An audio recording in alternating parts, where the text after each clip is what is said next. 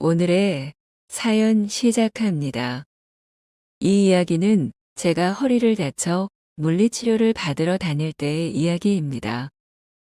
어느 날 저는 욕실에서 샤워하다 미끄러운 바닥에 발이 미끄러져 허리를 삐끗하였어요.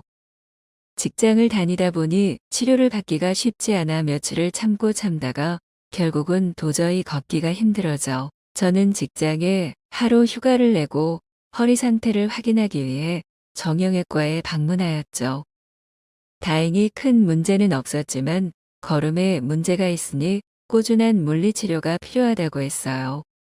진료를 받고 첫 물리치료를 받았는데 저는 내심 꾸준한 물리치료가 걱정되었죠. 다행히 빡빡하지 않은 직장이었기에 직장에 양해를 구해 조금 일찍 퇴근하여 허리가 나을 때까지 물리치료를 받을 수 있게 되었어요.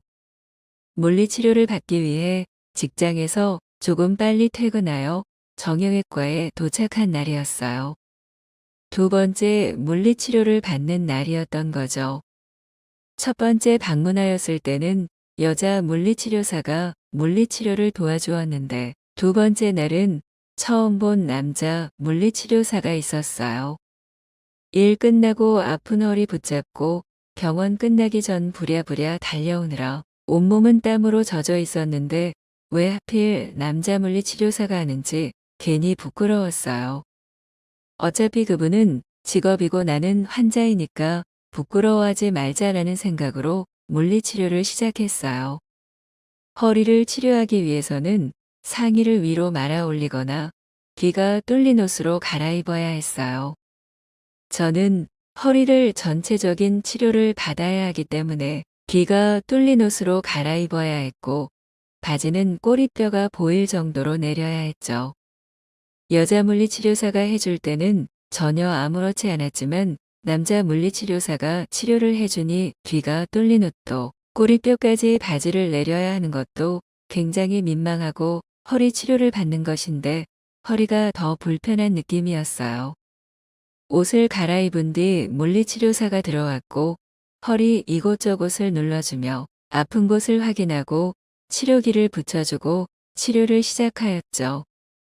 막상 치료를 시작하니 물리치료사 선생님께서는 굉장히 친절하시고 어쩌다 다치셨냐며 조심하시지 그러셨냐고 대화도 해주시며 재미있는 분위기를 만들어 주셨어요.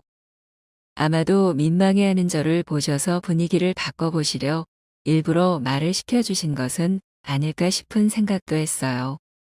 그렇게 저는 허리가 빨리 낫길 바라며 며칠을 물리치료를 열심히 다녔어요. 며칠간 매일같이 보는 남성 물리치료사와 웃으며 인사를 주고받고 말장난을 주고받을 정도로 많이 친해졌어요. 물리치료사와 환자가 어떻게 말장난을 주고받고 친해질 수 있냐 생각하실 수 있으실 텐데 제가 엄살이 굉장히 심하거든요. 그래서 치료를 받을 때마다 엄살을 부리고 웃고 그러다 보니 친해지게 되었던 거예요.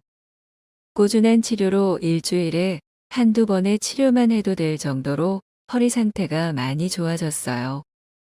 저는 직장에 민폐를 덜 끼칠 수 있다는 생각에 그저 다행이란 생각이었어요. 열심히 직장에 다니며 많이 바쁘지 않은 날에 조금 일찍 퇴근하여 치료를 받고 그렇게 지내던 어느 날이었어요. 직장이 끝나고 집으로 향하던 퇴근길이었어요. 집으로 걸어가는 퇴근길에는 정형외과를 지나쳐 가야 하는데요. 저를 치료해 주시던 남자 물리치료사 선생님께서 때마침 퇴근을 하시는 거예요. 선생님과 반갑게 인사를 하고 허리는 어떤지 서로의 안부를 묻고 이야기를 나누다가 물리치료사 선생님께서 갑자기 약속 없으면 치킨에 시원한 맥주 한 잔 어떠냐고 하시는 거예요.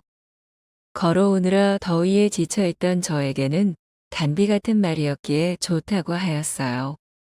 그렇게 저희는 동네에 있는 치킨집으로 향했어요. 서로의 나이도 모르고 이름도 모른 채 치킨집을 간 저희는 그곳에서 대화를 하며 통성명을 하게 되었죠.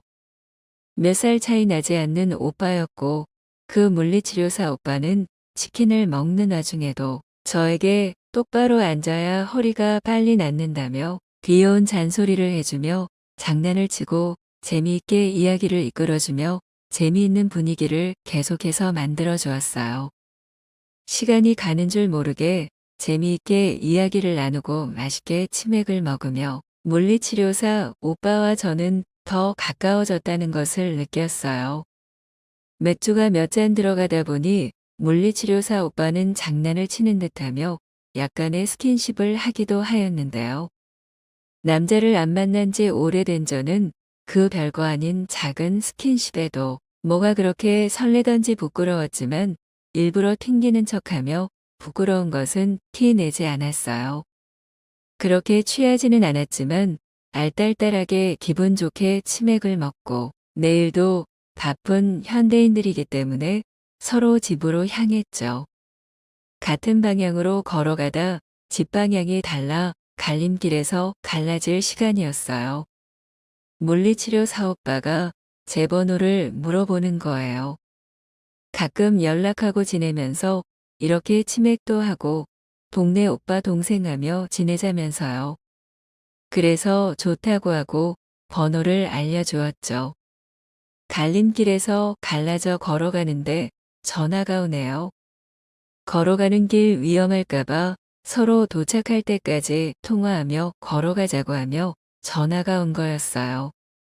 뭐지 이 남자 생각이 들며 쿵쾅쿵쾅 심장이 나대기 시작했어요. 오랜만에 느껴보는 남자의 매너에 괜히 설레었답니다. 그렇게 설레는 통화를 하며 집에 도착하였고 통화를 끊고 잠들기 전까지 연락을 주고받다가 잠에 들었죠. 다음날 아침 눈을 떴는데 출근을 도저히 하지 못할 정도로 허리가 너무 아픈 거예요. 분명 그 전날까지만 해도 많이 나아져서 괜찮았던 허리인데 오랜만에 오랜 시간 다리 꼬고 앉아 있어서 그런가 아님 술을 먹어서 그런 건가 출근을 하기 힘들 정도로 허리가 너무 아팠어요. 급하게 직장 상사에게 전화를 해 오후에 받기로 했던 물리치료를 아침에 받고 가도 되겠냐고 양해를 구했더니 흔쾌히 허락해 주셨어요. 감사하다고 맛있는 커피 사들고 가겠다고 애교 부리며 전화를 끊은 뒤 저는 준비를 하고 정형외과로 먼저 향했어요. 병원을 가면서 저도 모르게 자연스럽게 물리치료사 오빠에게 연락을 했어요. 허리가 너무 아파서 아침에 치료받고 출근해야 할 것 같아 지금 병원을 가고 있다고 말이에요.